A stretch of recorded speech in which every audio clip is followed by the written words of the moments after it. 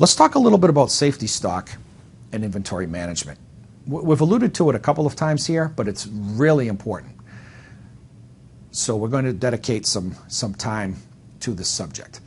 We've said this a couple of times here. Safety stock is additional inventory that is intended to safeguard against supply chain variation. The worst enemy of any supply chain is variation.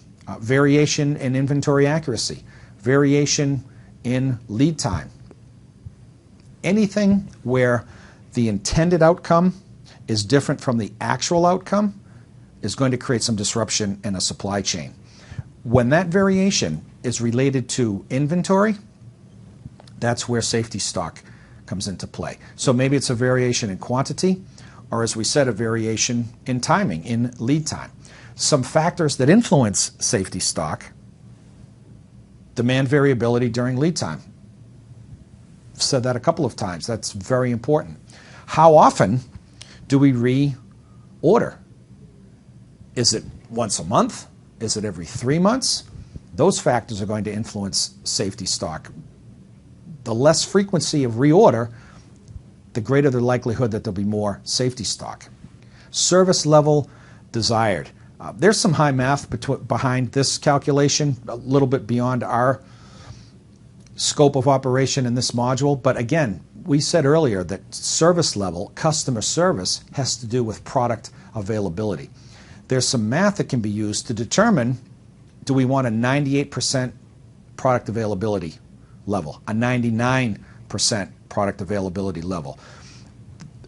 There is indeed some math behind that that tells us how much safety stock we have to carry in order to reach a desired service level. 99% order fill rate, 99.999%. Obviously, the higher the service level we want, typically the greater the amount of safety stock we have to carry. But of course, there's a sacrifice there, because in the end, we're carrying more inventory. So if we're looking for ways, as a brief aside, to reduce inventory, one of the best ways to do that is to reduce safety stock. How do you reduce safety stock? By reducing variation in your supply chain. Very easy to talk about, not so easy to do. Some other factors: the length of the lead time. If we have a cumulative lead time of 12 weeks for one product versus a cumulative lead time of 4 weeks for another, typically the longer the lead time, the greater the potential for variation, which would drive higher levels of safety stock. So if we can reduce cumulative lead time, there's a possibility that we can also reduce safety stock. And then, of course, I mentioned on several occasions this whole issue of variability of lead time. We bring in a product from a vendor in Vietnam, turn around and resell it to clients throughout the United States.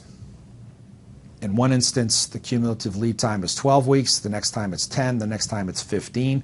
The more variability, the greater the likelihood that the person responsible for procuring that merchandise is going to build some safety stock into the purchases. Again, the result being higher inventory. Variation almost always leads to higher inventory levels. Continuing on, to determine safety stock, we have to be able to measure variation where? In that demand during lead time. It is the same variation that must resonate back up the supply chain through sales and operations planning. This is a tie back into our earlier conversations. The ability to identify variation or variances in a supply chain are one thing. Being able to act on them is another story entirely.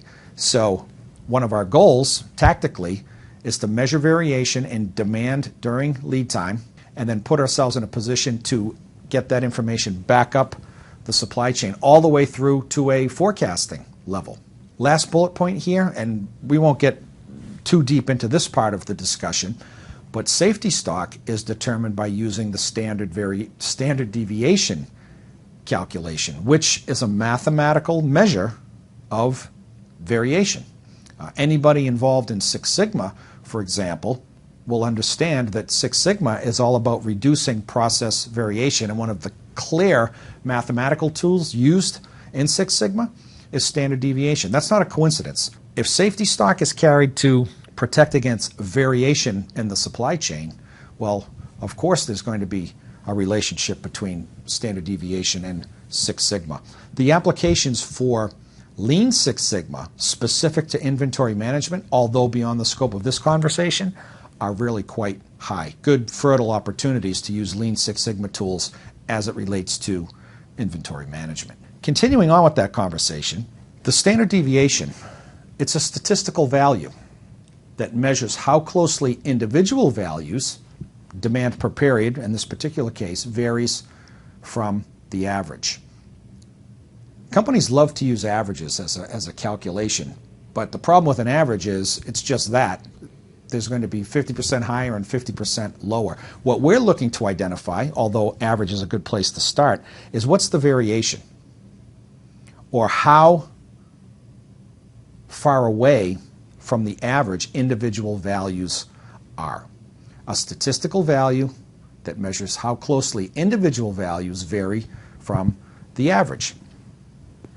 Second bullet point, the standard deviation, it's the math that lies behind the S&OP practice of comparing actual events to forecasted outcomes. This is really important and helps to drive home one of the key messages of all of our modules. The difference between what we thought was going to happen and what really happened. That's variation. So in this particular case, actual demand versus forecasted demand. Again, a very important message throughout all of our modules here. Standard deviation is about measuring variation. It has many shapes and forms in a supply chain, but conceptually, we're talking about the difference between what we thought was going to happen or what we planned to happen and what really happened. That is the essence of supply chain variation. So when used properly, the standard deviation can determine safety stock. Again, why is that? Because safety stock is there to protect against unexpected variation. If the standard deviation is the tool that measures variation, of course there's going to be a relationship there. Let's move on to some of the tools we can use to effectively manage our inventories.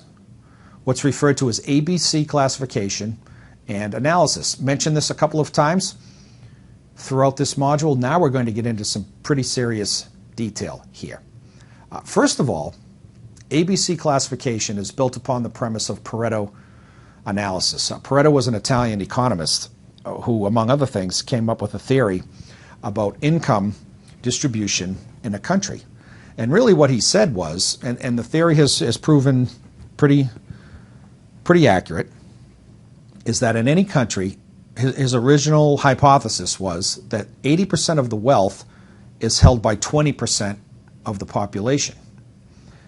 Now you might ask yourself, well, what does this have to do with inventory management? Well, in terms of the principle, it's very important. If you look at bullet point 2, look at it this way.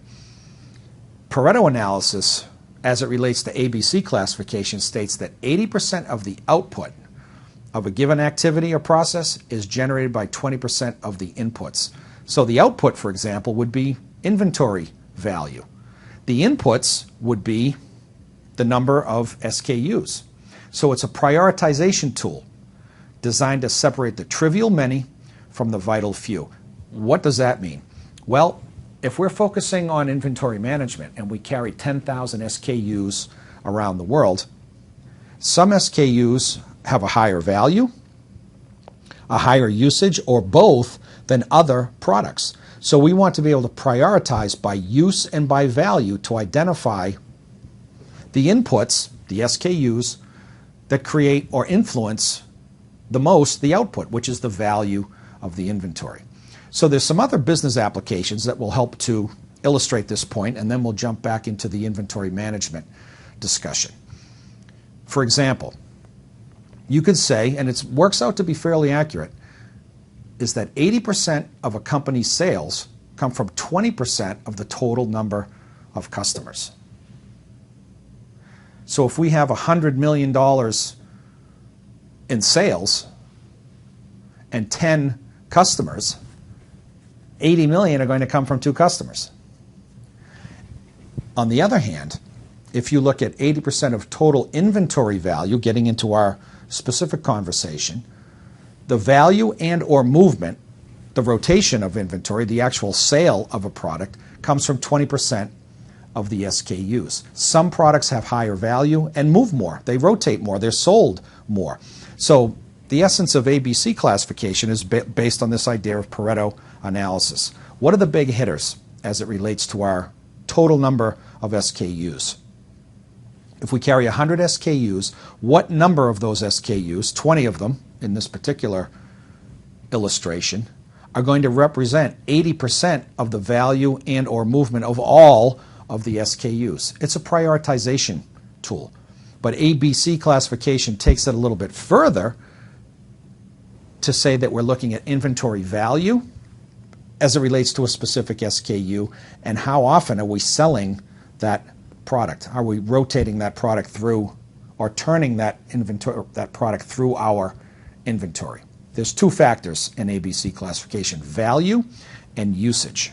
That will come up again in just one moment.